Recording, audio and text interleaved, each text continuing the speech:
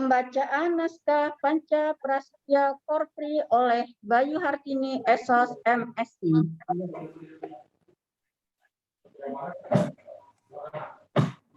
Panca Prasetya Korp, Pegawai Republik Indonesia. Kami anggota Korp Pegawai Republik Indonesia adalah insan yang beriman dan bertakwa pada Tuhan Yang Maha Esa. Berjanji, 1. Setia dan taat kepada negara kesatuan dan pemerintah Republik Indonesia yang berdasarkan Pancasila dan Undang-Undang Dasar 1945. 2. Menjunjung tinggi kehormatan bangsa dan negara serta memegang teguh rahasia jabatan dan rahasia negara. 3. Mengutamakan kepentingan negara dan masyarakat di atas kepentingan pribadi dan golongan. 4. Memelihara persatuan dan kesatuan bangsa serta kesetiakawanan Korp Pegawai Republik Indonesia. 5. Menegakkan kejujuran, keadilan, dan disiplin serta meningkatkan kesejahteraan dan profesionalisme.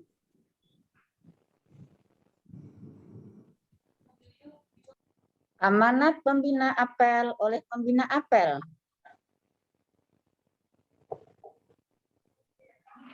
Assalamualaikum warahmatullahi wabarakatuh.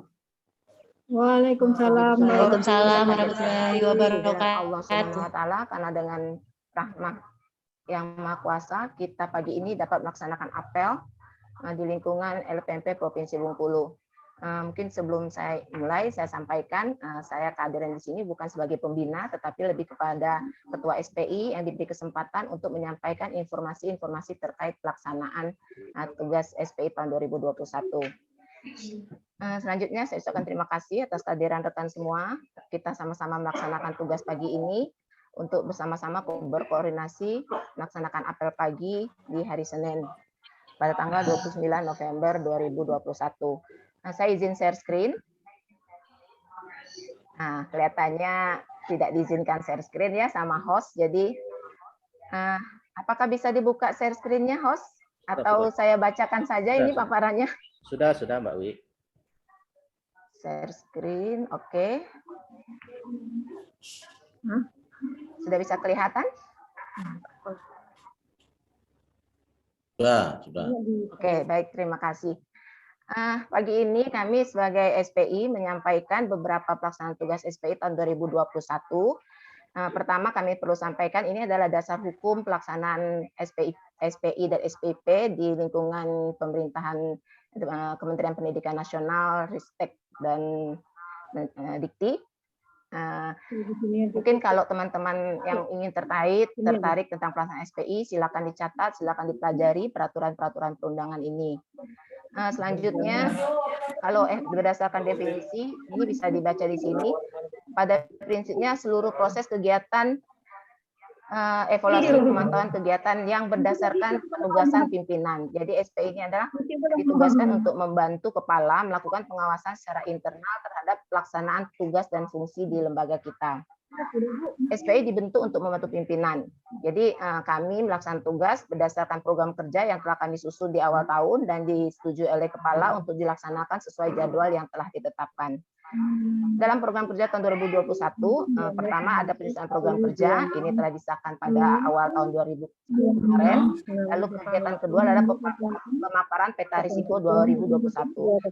Informasi kepada rekan-rekan, sebenarnya penyusunan peta risiko ini adalah disusun oleh manajemen risiko yang dibentuk di lembaga untuk memastikan risiko-risiko yang mungkin terjadi pada tahun yang akan berjalan berdasarkan pengalaman-pengalaman tahun sebelumnya. Nah, kalau tugas SPI terkait peta risiko ini adalah memastikan bagaimana manajemen risiko mengelola kegiatan-kegiatan pelaksanaan fungsi tersebut sesuai dengan risiko yang telah dipetakan.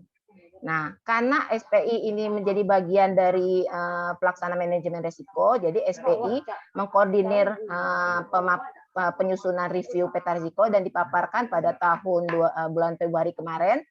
Kita telah sama-sama memetakan risiko tahun 2021, kemudian memprediksi risiko-risiko tahun mereview risiko tahun 2020, kemudian memprediksi risiko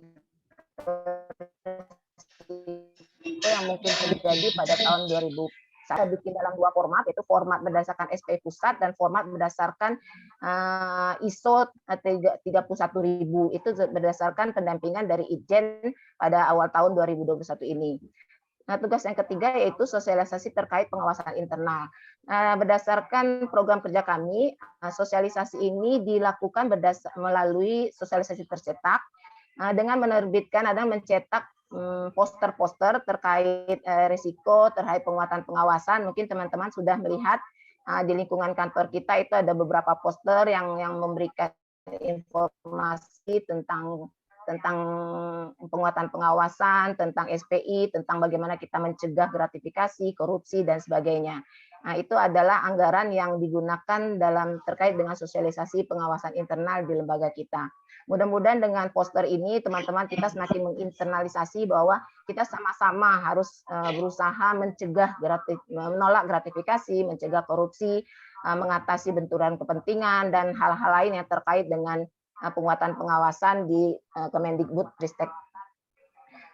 Kegiatan selanjutnya di sini adalah monitoring tindak lanjut audit Ditjen 2020 dan termasuk 2021. Ini dilakukan SPI melalui aplikasi Sitakol. Nah, sebenarnya Sitakol ini tidak harus SPI, tapi umumnya dibebankan kepada SPI untuk melakukan pemantauan tindak lanjut Itjen dalam aplikasi tersebut. Nah, kalau di lingkungan kita ini petugasnya Bapak Syafrizal. Berdasarkan informasi Sitakol, kemarin kita ada suatu temuan, tetapi lagi proses untuk penyelesaiannya. Mudah-mudahan akhir tahun ini bisa diatasi oleh pimpinan dan petugas yang memang terkait dengan pelaksanaan kegiatan yang menjadi tinjauan dalam aplikasi Sitakol tersebut. Lalu yang kelima, evaluasi kepuasan pelanggan eksternal terhadap layanan internal.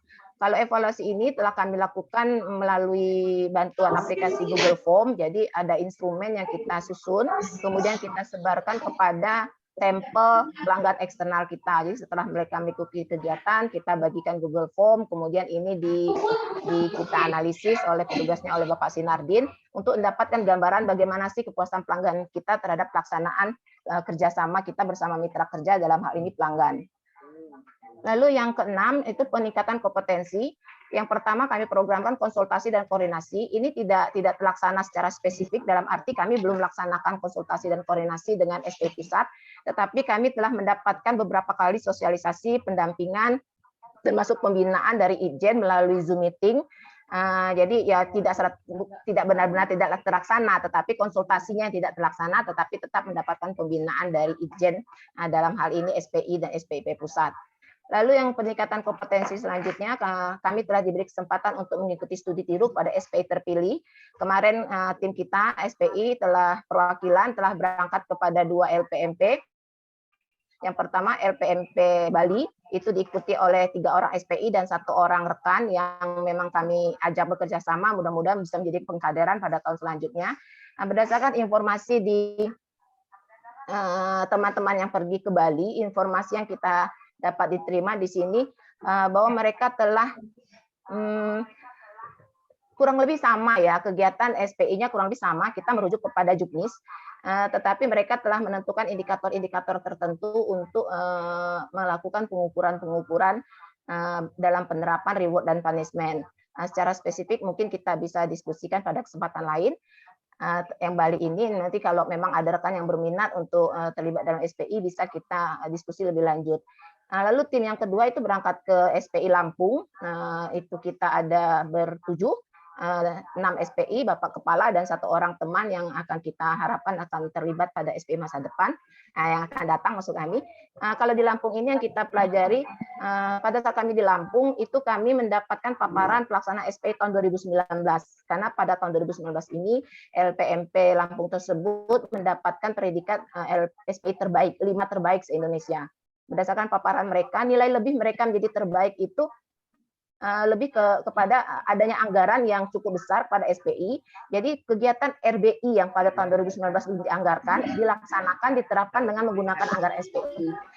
Kalau kita mencoba melihat kegiatan mereka ini, Saya sedikit membahas tentang dokumen-dokumen ya. Kemarin kita dalam penerapan pembangunan zona integritas banyak komentar teman-teman dokumen-dokumen ya hanya di atas kertas. Tapi mau tak mau kalau kita mencoba mengintrospeksi, kita ini memang tidak tertib dokumen.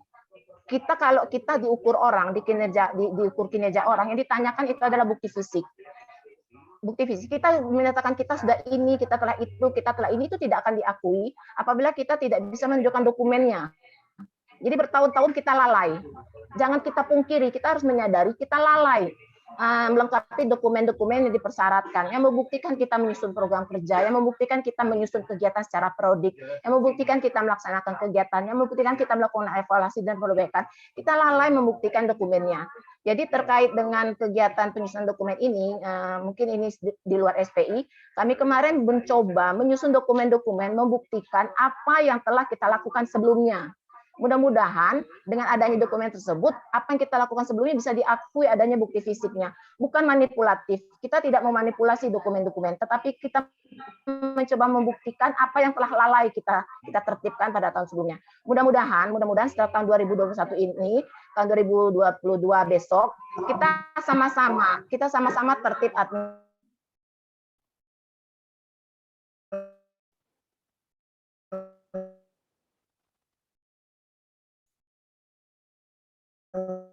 apapun yang kita lakukan adanya tertib dokumen ini perlu menyampaikan ini. Hal ini sepertinya menjadi suatu dilema di kita di dalam seperti suatu olok-olok kalau kita harus mencatat semua aktivitas kita di atas kertas agar kinerja kita bisa diakui. Kenapa saya sampaikan ini terkait dengan Provinsi Lampung? Ini juga dilakukan di Lampung. Jadi pada tahun 2019 kemarin mereka menggunakan anggaran SPI untuk menyusun dokumen-dokumen RBI pembangunan zona integritasnya. Jadi anggaran tersebut mereka gunakan melalui berbagai kegiatan pertemuan penyusunan dokumen-dokumen baik di dalam kantor maupun di hotel. Dan ada juga mereka melakukan studi tiru juga. Jadi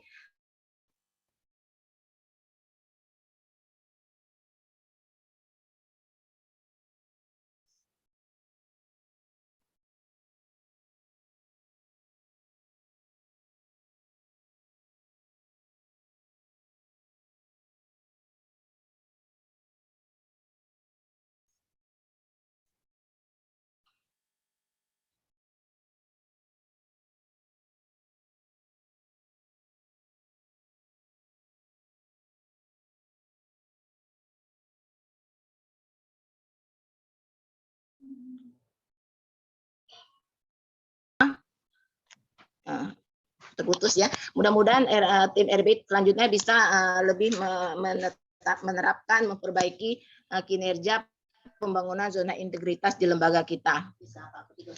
Lagi proses. Apakah suara saya kedengar? Kalau laptopnya saya terputus, mohon maaf. Ya. Ya. Terdengar. Baik. Putus tadi. Dikit. Saya lanjutkan mungkin tidak dari ini ya, dari HP saja saya lanjutkan. Yang selanjutnya kami sampaikan praktek baik yang dilakukan LPMP Lampung adalah mereka telah menyusun indikator-indikator, memilih 3 indikator yang akan digunakan scoring untuk pemberian reward dan punishment juga. Jadi pemberian reward punishment khususnya yang mereka contohkan itu adalah bagaimana menentukan PTP terbaik dengan skor terbaik yang akan diberikan peluang menjadi PTP ahli madya. Karena di sana mereka itu sesuatu konflik kepentingan, suatu masalah konflik kepentingan yang cukup urgen, dan mereka mengatasi konflik kepentingan tersebut dengan menentukan dan disepakati bersama agar dapat mengetahui mana yang mempunyai hak lebih bukan hak ya, mana yang mempunyai kriteria lebih sesuai untuk mendapatkan reward tertentu. Dan dalam pemberian punishment-nya juga mereka telah menetapkan kriteria yang telah disepakati bersama. Mungkin itu yang saya sampaikan terkait dengan studi tiru. Mudah-mudahan keberangkatan kami ke depan, keberangkatan kami kemarin telah kami susun dalam suatu rencana tindak lanjut dan akan kami sampaikan kepada kepala untuk menjadi program kerja SPI oleh tim SPI tahun 2022. Mudah-mudahan itu bisa terlaksana. Kegiatan yang ketujuh adalah review laporan kegiatan. Kami mengagendakan review laporan ini 2 kali dalam setahun. Kemarin bulan Mei dan bulan November. Bulan Mei mohon maaf kami sampaikan laporan kami clear karena masih ada kendala yang belum selesai. Ini adalah sesuatu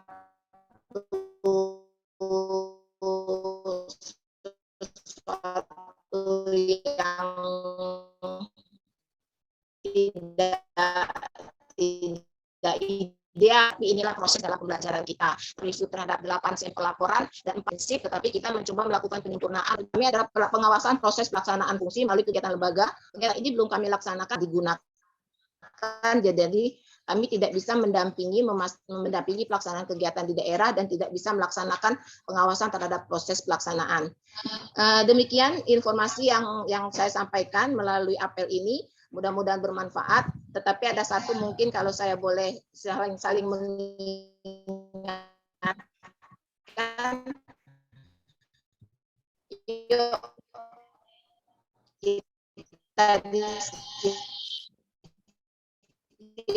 kita terhadap peraturan. Kalau ada suatu peraturan yang sederhana pun tidak bisa kita laksanakan, bagaimana kita bisa meyakinkan orang lain bahwa kita akan tertib pada peraturan-peraturan yang lebih rumit. Contohnya nemtek, sederhana ya, ini peraturan sederhana, ini diperintah oleh menteri, dan secara nasional seluruh kementerian juga menginstruksikan tersebut. Tapi yang sepele saja tidak bisa kita terapkan. Bagaimana kita bisa meyakinkan orang lain bahwa kita tertib pada peraturan-peraturan yang lebih rumit. Jadi mungkin itu motivasi dari saya. Saya tidak bermaksud, tidak mempunyai maksud yang buruk. Mudah-mudahan apa yang kami sampaikan di sini menjadi informasi dan pembelajaran.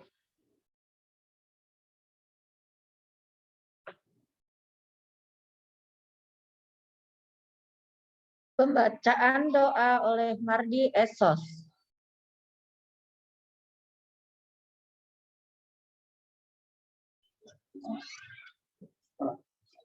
Bismillahirrahmanirrahim. Alhamdulillahirabbil alamin. Assalatu wassalamu ala asrafil mursalin Sayyidina Muhammadin wa ala alihi washabihi ajmain.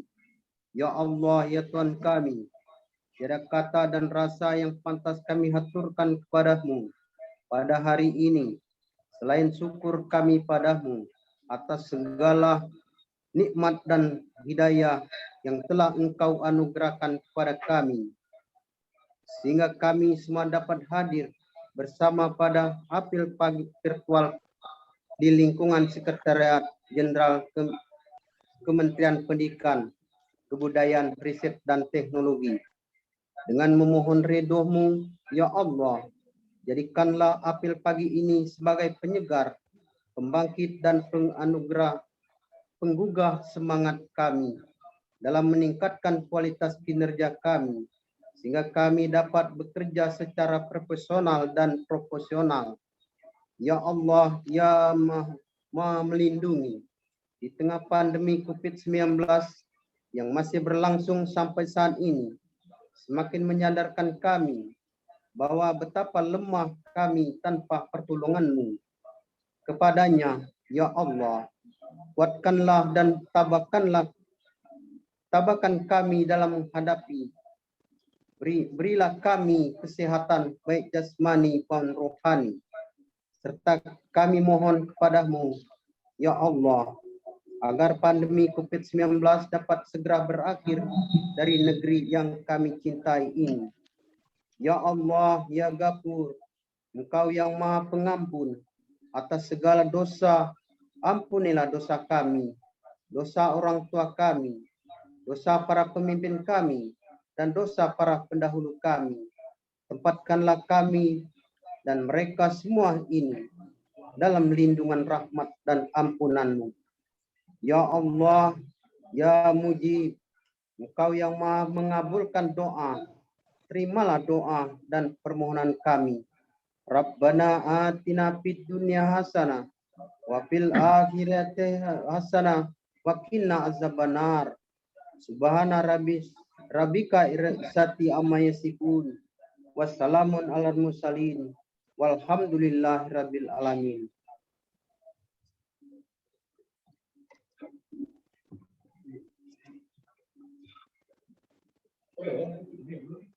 Pembina apel virtual meninggalkan ruang apel virtual. Demikian Bapak Ibu, apel virtual pada hari ini selesai dilaksanakan. Saya selaku pembawa acara mengucapkan terima kasih terutama kepada Bapak Johan, Kepala LPMP Provinsi Bengkulu yang sudah hadir, kepada pembina apel, peserta apel, dan khususnya seluruh petugas apel yang telah melaksanakan tugas dengan baik dan penuh tanggung jawab pada hari ini. Dan apabila ada salah kata atau ucapan dan tingkah laku yang salah dan tidak berkenan, saya atas nama petugas pada hari ini mohon maaf. Terima kasih. Peserta apel dipersilahkan meninggalkan ruang apel virtual. Absen. Terima kasih Bapak Ibu, rekan-rekan semua ya, yang bertugas dan yang sudah hadir. Assalamualaikum ya. Mohon izin live. Waalaikumsalam warahmatullahi wabarakatuh. Jangan lupa absensinya diisi teman-teman. Oh ya, absen di mana? Di chatting Pak, di chatting Pak. Tolong Di ulang chatting. lagi Pak Muzanif, saya baru masuk lagi. Ya.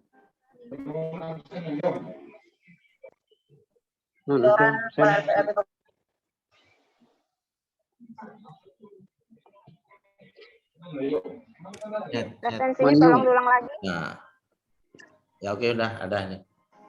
Oke, terima kasih semua ya. Mohon izin live. Oke, Ya. terima kasih semua. Baik, terima kasih Mohon izin juga.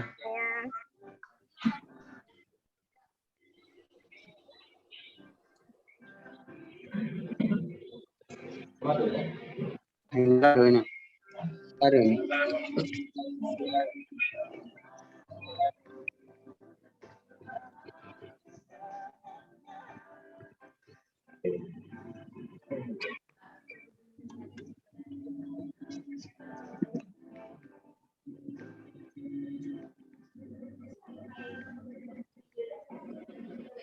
Mana absen? Ada.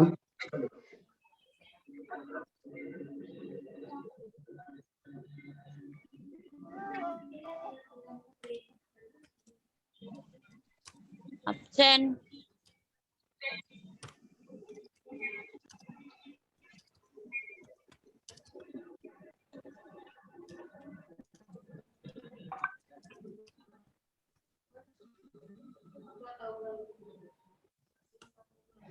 Baik, terima kasih ya kawan-kawan. Mohon maaf jika ada kesalahan. Assalamualaikum.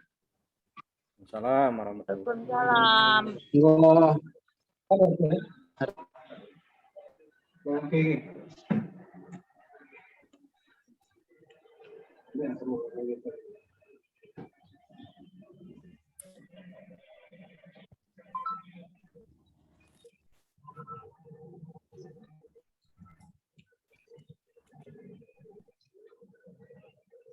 Cukup ya teman-teman. Pak PJ, apakah bisa ditutup room kita? Go ahead. Lah boleh Kang? Silakan. Ya. Terima kasih. Mohon maaf ya izin ya seluruhnya. Assalamualaikum.